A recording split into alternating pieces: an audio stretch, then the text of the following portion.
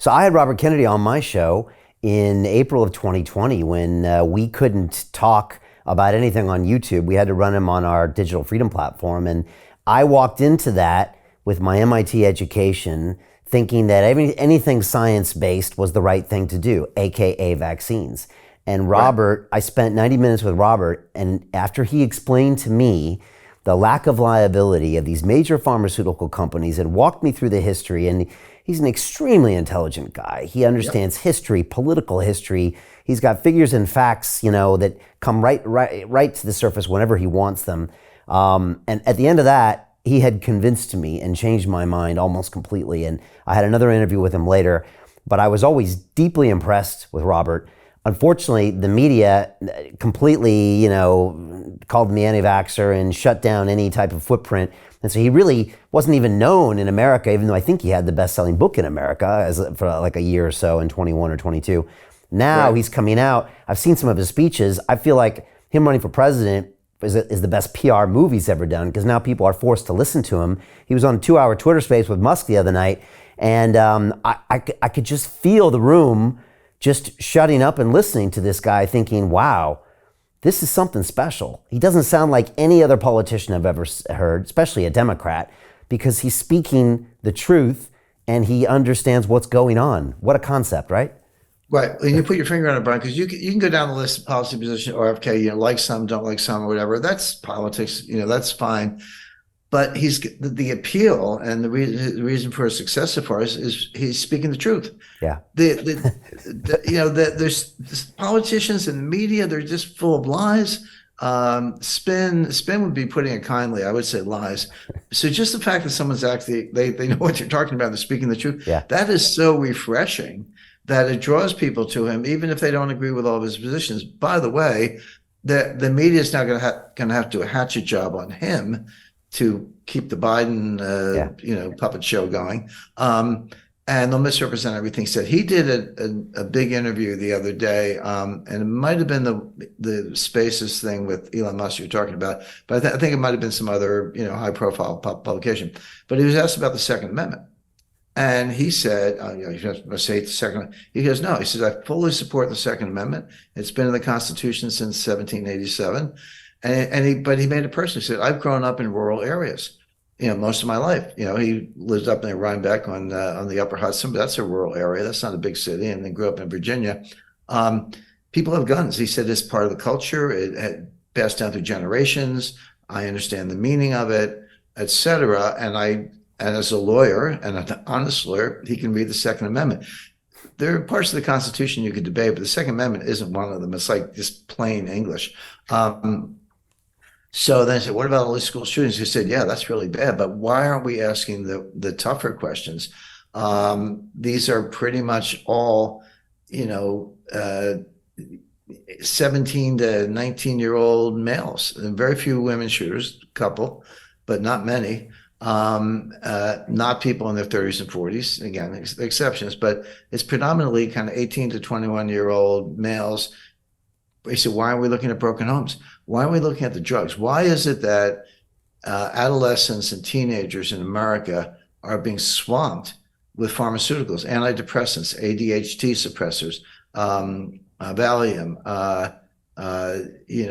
various drugs, psychotropic drugs that with not totally understood side effects. You're taking 2 or more of them. What are the interactions? They haven't been studied. And he's very practical. He said, read the labels. They say may cause suicidal and violent behavior. It says that on the label. So we're feeding our kids, these drugs by the billions. They're sitting there playing video games for 10 years, mostly violent video games. And then we're surprised that when they pick up a gun and shoot people, they probably think they're in a video game. So he said, that's what we should be addressing. Why are we looking at the pharmaceutical companies? Why are we looking at the broken homes? Why aren't we looking at video game manufacturers? So those are things not protected by the Second Amendment that are much more likely to be the cause, or certainly the correlations are very high. It needs more research. But that is such a sober, smart, I've asked myself the same question, but that's such a smart approach to a serious problem. He doesn't wave the problem away. he said it's not the guns, it's the drugs and the behavior and the video games and the broken homes. Yeah. And I think he's right. But I think so that's the kind of thing that appeals to people. I just want to alert everyone to an important video that you've just recorded that will not be available to the public. Here, you discuss the upcoming geopolitical shockwave of what you call the most significant development in international finance since 1971. But then you explain how anyone can position themselves to profit from this crisis.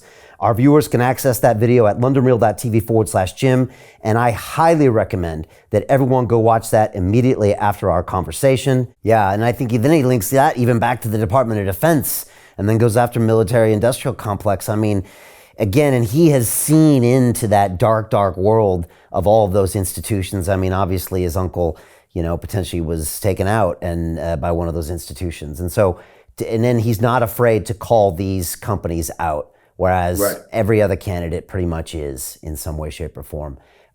It's an interesting race. Do you think he could beat Biden?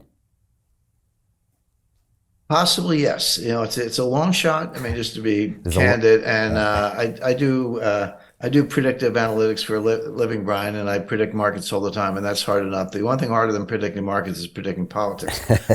We all know the cliches, a week is a lifetime, and it's true. That's true when it comes to politics. So you got to be careful about getting too far over your skis. But the short answer is yes, and I would put a lot of weight on this New Hampshire situation and Iowa that I just described, where the DNC's trying to rig the primary schedule to favor Biden, but New Hampshire's not having it, and RFK gets it.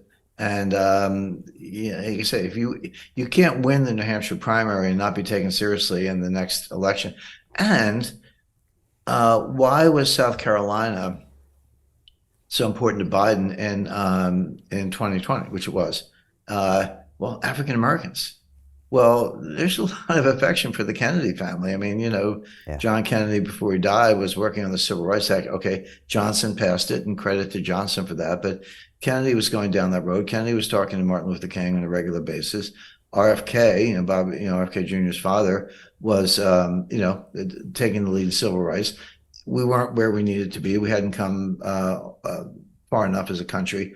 But Kennedy started moving in that direction. So and then, of course, Teddy Kennedy, wasn't president, but had, 6 terms as a U.S. senator. So there's a lot of affection for the Kennedy name in politics. So I wouldn't underestimate how well RFK Jr. might do in South Carolina, even trying to rig it in favor of Biden. Hey, it's Brian Rose, founder of the DeFi Academy. I've told you my 4-week crypto bootcamp is amazing, but don't take my word for it. This is what my students are saying. The DeFi Academy was an amazing experience for me. It took me totally out of my comfort zone. In this course, I was challenged, I was held accountable, and pushed to do things that honestly weren't always easy. It's been phenomenal, and I can't believe we're already up on our 4 weeks. It has flown by. Going through this DeFi accelerator by far was one of the best courses I've taken. You do this course, you really get into the nitty-gritty of the activities that will make you comfortable with decentralized finance. Thank you so much to Brian and everyone at London Real and the DeFi Academy for even putting together an amazing course like this. Anybody else that wants to do it, please sign up. It is well worth the money.